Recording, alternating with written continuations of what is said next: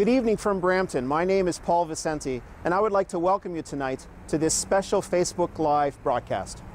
For the past 2 years, Stand Up for Brampton has been a strong supporter of Brampton Focus Television, the weekly current affairs program which discusses the issues that matter to you.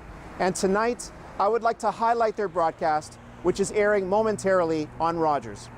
Brampton Focus can be seen every Monday night at 7:30 p.m. and on their website at bramptonfocus.ca. For many years now, we have all heard stories of how black youth and other visible minorities are stopped by police and questioned. It's called carding, or otherwise known as street checks. And according to reports by the Toronto Star, black people in Brampton and Mississauga are 3 times more likely to be stopped by police than white people. The mayors of both cities have called for the practice to stop. And earlier this year, the province of Ontario passed new regulations to ensure that interactions between police and the public are conducted without discrimination or bias. The regulations now require that police must inform you that you have a right to not talk to them, and they must also provide a reason for requesting your identification. Of important note, however, police can still collect information during routine traffic stops. In 2014, one such traffic stop led to a fatal result.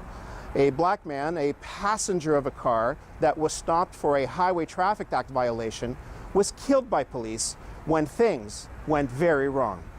Jermaine Carby was going for a ride with his friend, and an altercation with police ended his life. The police said they had no choice.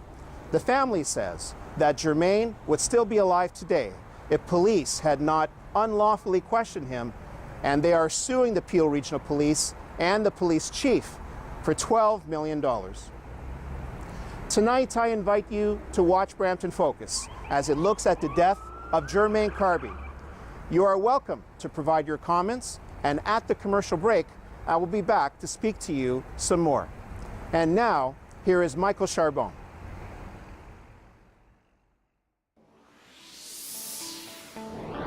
Welcome to Brampton Focus. In 2014, Jermaine Carby was shot and died at the hands of police in the streets of Brampton. After an SIU trial and a coroner's court, police were cleared of all wrongdoing. Currently, the Carby family has filed a $12 million lawsuit charging the Peel Regional Police and its chief.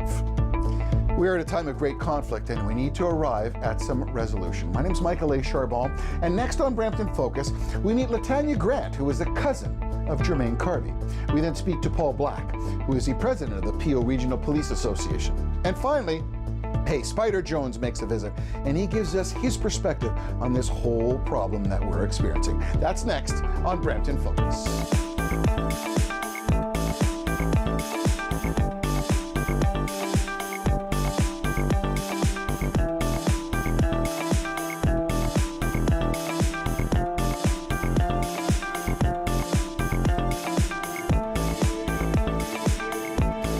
Welcome back to Brampton Focus. A little background quickly on Jermaine Carby. In 2011, this 33-year-old Brampton resident was a passenger in a vehicle when he was stopped by police. A white male driver, Jermaine Carby, a black male passenger. Once the police officer checked all the ID, etc. with regards to the driver, everything checked out, he asked Jermaine Carby for his identification. Jermaine did not have any tangible documentation on him, but he told the police officer what his name was.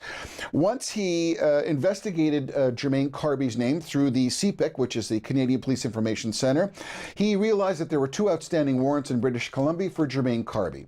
As the altercation ensued, to boil it down, Jermaine Carby exited the vehicle, had a knife on him, was told to drop the knife, and unfortunately the police felt that their life was in danger, shot 7 shots, 3 of them which unfortunately felled Jermaine Carby, and he died as a result.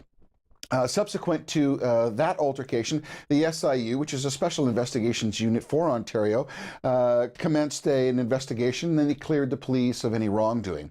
Further to that, a coroner's inquest took place where they had 14 recommendations for police training and other recommendations with regards to altercations, but they also cleared the police in any wrongdoing.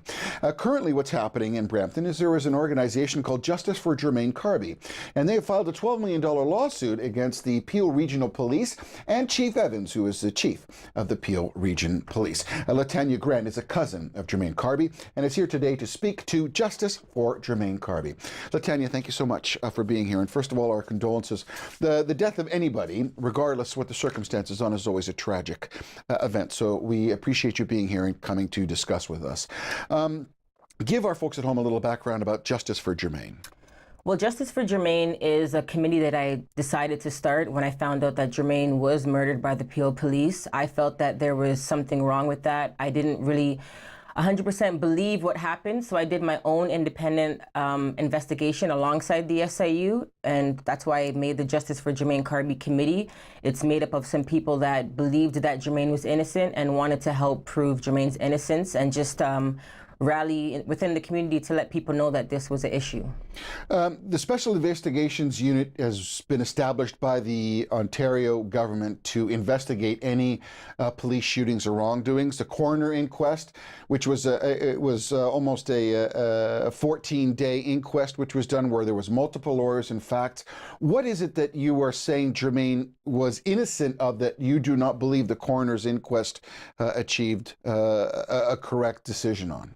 Well, I believe that Jermaine was innocent, period. I don't believe that Jermaine had a knife. I believe that the knife was planted.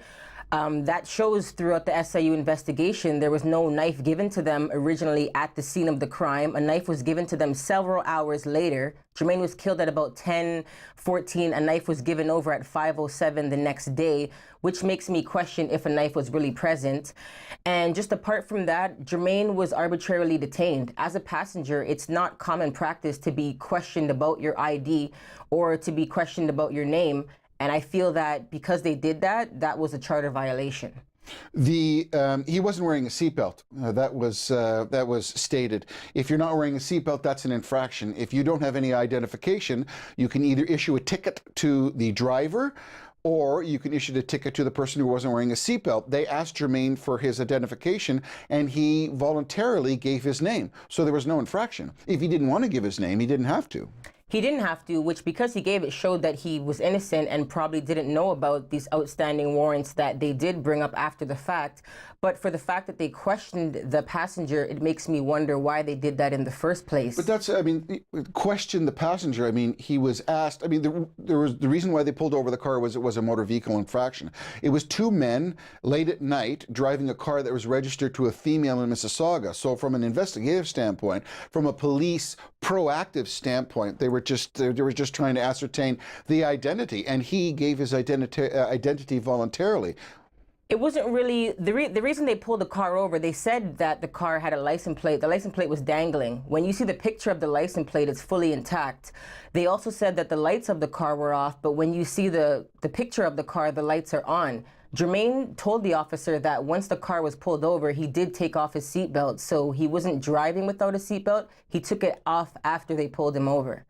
I'm not sure why they chose to question him about the seatbelt, because once a highway traffic stop is complete, a driver gives you all the necessary documents, he takes a breathalyzer test, he passes it, you have no reason to continue probing into that highway traffic stop. Have you lost faith in our justice system? Is this where, I mean, a $12 million lawsuit, even after, like I said, the SIU and a coroner's inquest, have you lost faith in our justice system? I've definitely lost faith in the justice system. I mean, I had to push for that coroner's inquest, and I'm happy that we had the inquest, because in the inquest, my accusations of them planting the knife was proven. The officer who picked up the knife... Well, it really wasn't proven. Well, he couldn't recall that he had gloves on the day he was interviewed. He had another interview. So, therefore, do you believe then that those police officers who attended that event planted a knife? Is that what you're purporting? I definitely believe that's what happened. If you as the officer, you can't recall if you were wearing gloves to pick up a knife to preserve evidence the day you were interviewed, a second interview happens, you still can't recall if you were wearing gloves, and then the day that you're interviewed in the coroner's inquest, you all of a sudden remember you had on black gloves because you washed off the blood with sanitizer. Who washes off blood with sanitizer? And then his sergeant, who he gave the knife to, said he had on blue gloves. So there's a discrepancy in the story. And I don't know how 2 years later you can remember that you had on gloves, and the day that you were interviewed and when it would be the most fresh in your mind, you can't recall. That draws suspicion. Did you read the coroner's report? Yes, I did read the coroner's report. So how much, you spent about 5 hours with the SIU afterwards when they delivered their report when the SIU, was that not an opportunity then to ask some of those questions? Those questions were asked, and they were pretty, they weren't transparent.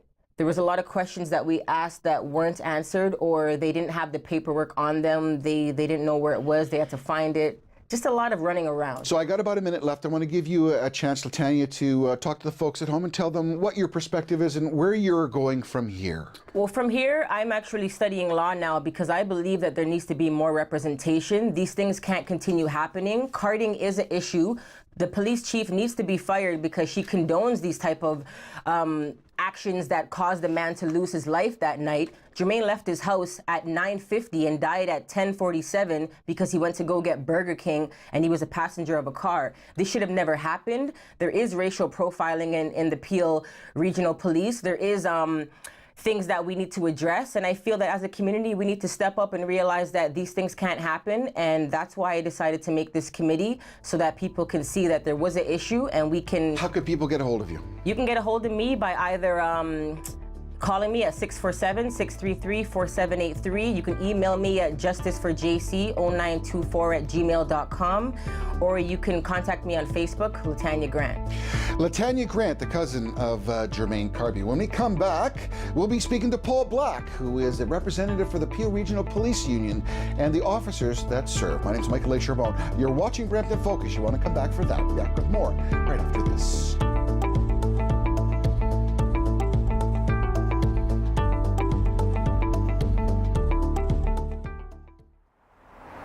If you are just joining us, I'd like to welcome you to this Facebook Live broadcast of tonight's airing of Brampton Focus on the death of Jermaine Carby. We are standing across from the location where Jermaine Carby was killed on September 24th, 2014 on Queen Street, just east of Kennedy Road. It's a poorly lit area, but that night there were witnesses. They reported hearing police yelling at Jermaine Carby, telling him to drop the knife, followed by gunshots. As you saw from our first segment, our guest, Latanya Grant, believes that Jermaine Carby was innocent and that he was arbitrarily detained, that he was just the passenger of the car and should not have been questioned. She said that she has lost faith in the justice system and suggests that the knife was planted. She questions the police's handling of the knife based on delays in delivering evidence to the Special Investigations Unit looking at the case. That SIU investigation cleared police, but the family is not convinced. They believe that racial profiling was a factor. There is more than one side to every story, and at Brampton Focus, we strive to bring you every facet. I invite you to stay with us for our next segment, where we will hear from a police representative. Send us your comments and tell us what you think about this story. Is carding an issue for you? What should police be doing to build trust in our community? We'll be back right after this next segment. Once again, here is Michael Charbonne.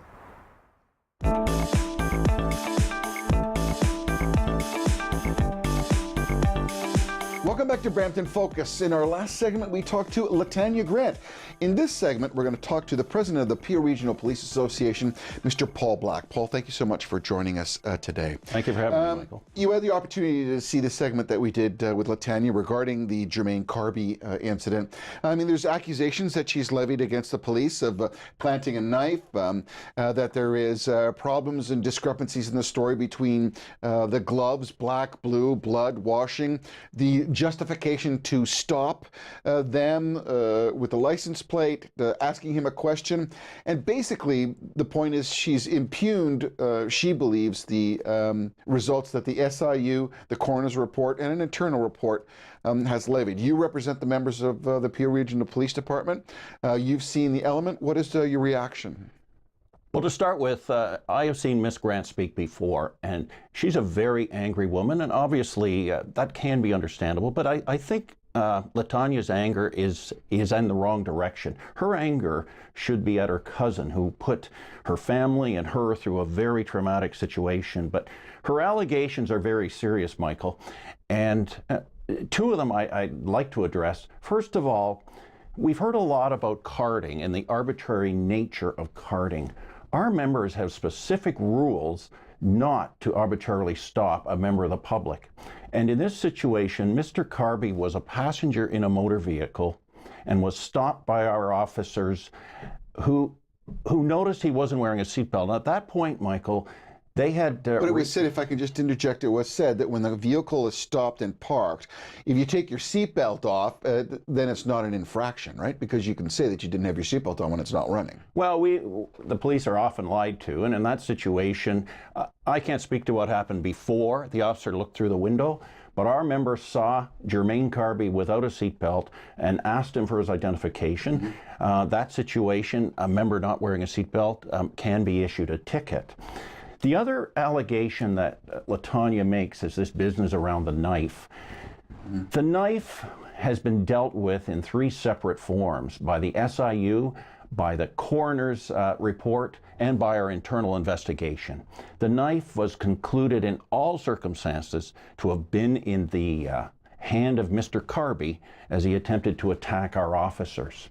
The knife, you know, Michael... There has been a question that bystanders have said they didn't see a knife. There was also a question with regards to continuity of evidence. LaTonya brought up about the consistency of evidentiary continuity, as one would say. I mean... You know, Michael, I come from a forensic background, and the knife in question that night was handled completely appropriately. It was a dark intersection at Queen and Kennedy and Brampton.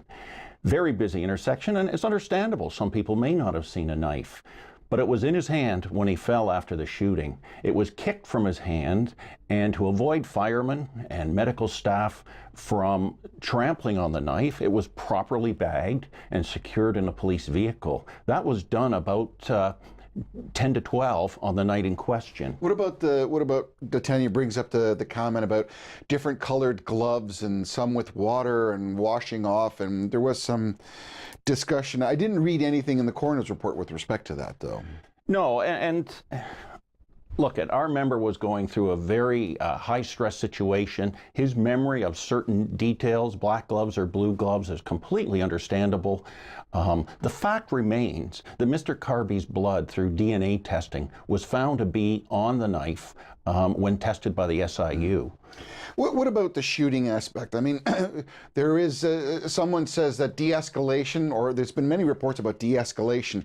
Was it extreme force in a situation where a man is holding a knife, when it's stated in CPIC, which is a Canadian Police Information Center, that he did have mental conditions, that there were certain aspects attributed to his record that the police had access to in the vehicle that they may have had pre-knowledge of, that may have restricted their use of a firearm?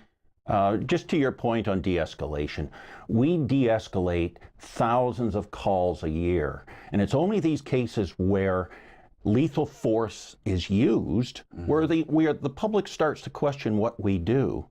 Our members acted professionally. Their lives are threatened, and at the end of this situation, Mr. Carby was shot 3 times. There may have been 7 rounds fired. He was struck with 3 rounds. Yes. Our training is not to shoot a gun out of the hand, is not to try and shoot someone in the kneecap. Our training is to incapacitate the threat, and that was done with Mr. Carby. So, no, it wasn't excessive. Mr. Carby was clearly still alive and taken to the hospital at the time he fell, or he may have been near death at that point, but he was such that he could be taken to the hospital to be treated. Yeah, vital signs absent at the scene. What about this justice for Jermaine? It's $12 million. She's suing the police chief, specifically Jennifer Evans, Chief Evans, and the Peel Regional Police Department. Where do you see this going after, as I said, the SIU and the coroner's report? Where are we going now with this?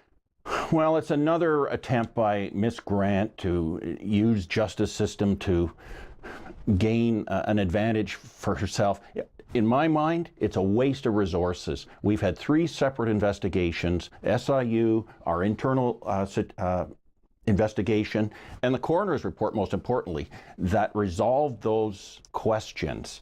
And I think that, you know, There's going to be a number of hearings during a $12 million lawsuit, but I'm quite confident that our members will be cleared outright at the end of this lawsuit as well. So with about just under a minute left, Paul, I want to give you an opportunity, as I did too, Latanya, to be able to speak to the folks in TV land, as they would say, and tell them where you're at in this particular instance. Our members, Michael, are out there every night to act professionally. The public pays our salaries. They expect us to act professionally. And on that night in question, Mr. Carby put the life of our officers and put the life of those around that intersection in danger. A person with a knife approaching an officer leaves us very little choice to make decisions, leaves us very little time to make decisions. And yes, Mr. Carby was shot, unfortunately, to protect the lives of our members. So in the end, this, in my mind, this lawsuit is without merit and will be resolved in the favor of our members. Paul Black, the president of the Peel Regional Police Association. Paul, thank you very much for taking the time to be here, giving us a police perspective. Coming up next in our last segment, we discuss with Spider Jones, where are we at? Where are the people at? Where are we going from here? How do we resolve this? And how do we take sometimes these two disjointed points of view and make it work for our community? Spider Jones coming up next. My name's Michael A. Charbon. You're watching Brampton Focus. We'll be back with more right after this.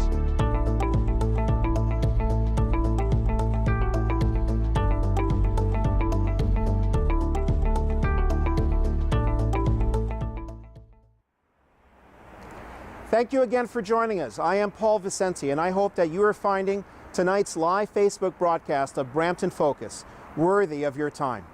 We have been talking about the tragic shooting of Jermaine Carby, a black man who resided in Brampton, at the hands of police. In our earlier segments, we heard from the family who claims that Jermaine was the victim of racial profiling and that he was unlawfully questioned. Now you have just heard Paul Black, the president of the Peel Regional Police Association, emphatically deny that racial profiling or carding was a factor. He states that the vehicle was stopped during a routine traffic stop and that the passenger was not wearing a seatbelt, which then led to police questioning him and obtaining his identification. He stated that the SIU investigation revealed conclusively that the knife found at the scene was in Jermaine Carby's hand during his altercation with police, and that the knife was handled completely appropriately. What about the use of deadly force? Should Jermaine Carby have been shot? According to police, they were right to use lethal force to, using their words, incapacitate the threat, and that they acted professionally. The coroner's report made some important recommendations on the point of de-escalation in this case, but more on that later. Coming up next, we will hear from Spider Jones, a great community advocate, and his views on street checks, the use of police force, and what we must all do to have a better relationship with one another. As always, I welcome your comments below. Now, here is Michael Charbon.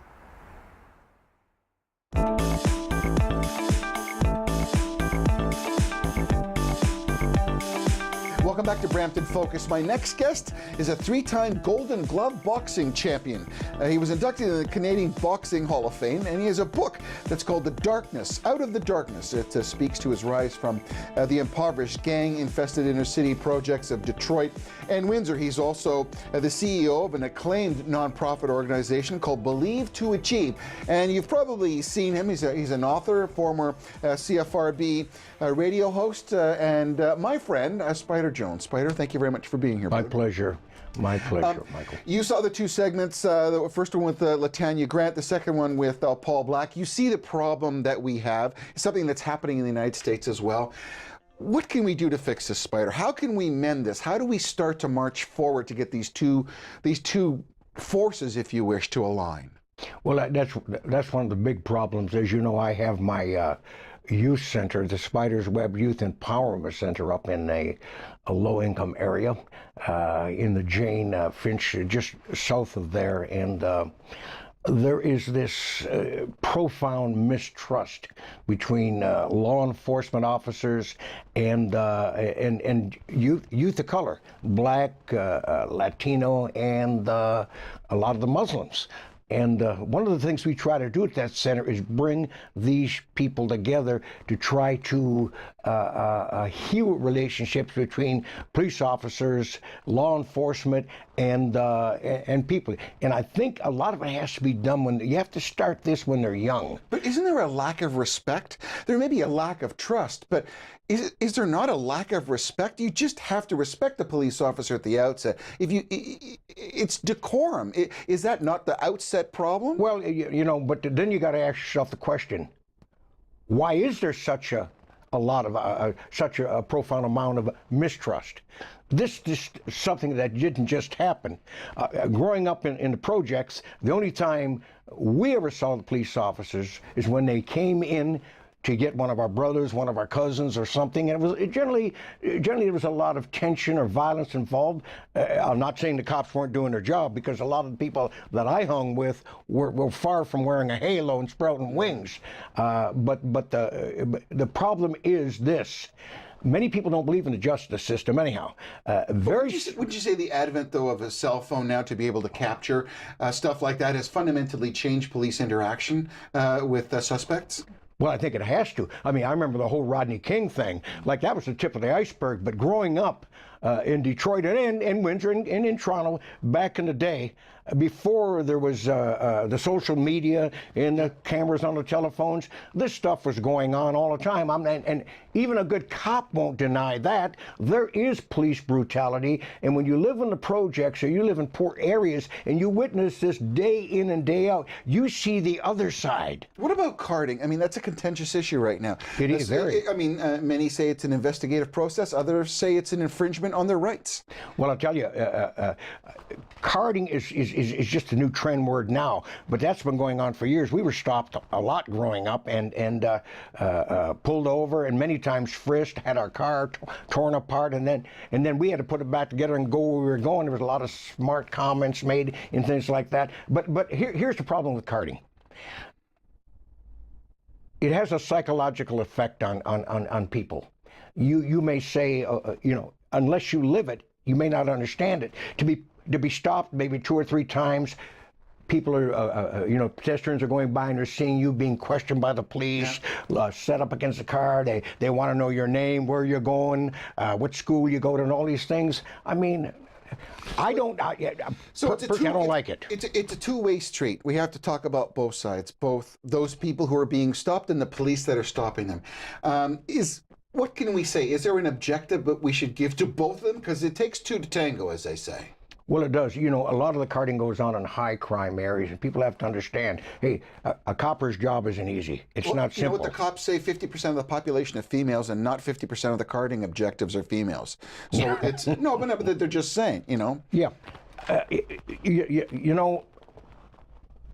it's pretty difficult. I can say what I think about the carding, being a black male that has been under the subject of carding since I was a young. So I got about a minute left, and I want to give you an opportunity to talk to folks at home. What would be your advice to folks at home who are watching, who saw both sides of this story? Well, first of all, teach your young people how to respect a police officer. When you're stopped, listen. You're in a no-win situation. But the average copper, if you show them respect, they'll give it back to you.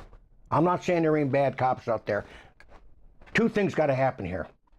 If we want to build and heal, good cops got to call out bad cops. You got to find the balls to do that. And I'll tell you, Black Lives Matters and the rest of you out there, you got to call out the thugs in our neighborhoods. We got to call them out. That's how the healing starts. Mm-hmm. And I would like to progress further with this. They can reach me, spiderjones@rogers.com, or you can go to my website, www.spiderjones.com. And Michael, I appreciate you taking the time out to converse on this, because this is an issue that needs to be addressed very badly. Thank you, Spider Jones, for being here today. We really appreciate it. Thank you to Latanya Grant for being here, and of course Paul Black, the president of the Police Union for Peel Association. The police folks in Peel. And my name is Michael Sherbourne. Thank you very much for watching Brampton Focus. We encourage you to go to bramptonfocus.ca and interact with us, and we look forward to coming back to you again. Thanks very much for watching.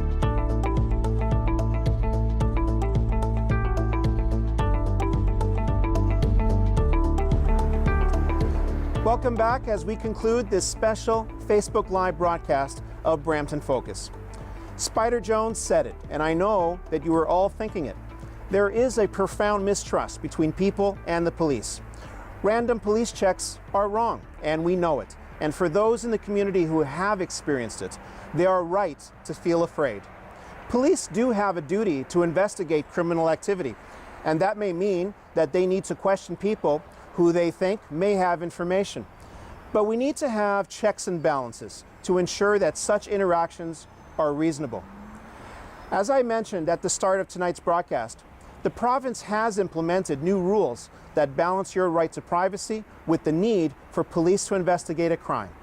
It's called the collection of identifying information, and it ensures that police must have reasons to request your identification and that they must inform you of your right to choose whether to answer. And race can no longer be a reason for police officers to begin to collect your information. Peel Regional Police have produced a booklet called Know Your Rights. It's a citizen's guide to rights when dealing with police, and you can download it from their website. I mentioned earlier that the coroner's report had some important recommendations as a result of the death of Jermaine Carby. The report states that police should consider using the circumstances of this case as a training scenario to examine whether officers are aware of any unconscious bias in their day-to-day work, that they work to apply the most effective methods of de-escalation, and that they use the lowest level of force appropriate if the use of force is required. And now, a final comment. We don't know what the end of this story will be. The family will certainly follow through on their plan to continue the lawsuit. We reached out to LaTanya Grants for a comment, and she responded saying, Jermaine was shot directly in his chest and in his back, which is impossible unless the officer kept shooting while Jermaine was on the ground. And she added this, the facts are the facts, and we wouldn't be launching a civil suit unless we were confident that we had a case. My wish for the family is that they will heal and that they will continue their work to raise awareness of this issue, because I believe it is by talking with each other that we can find solutions. On behalf of Stand Up for Brampton and the great team at Brampton Focus, I would like to thank everyone involved in the production of this program. I wish you all a good night and that you be well. Thank you.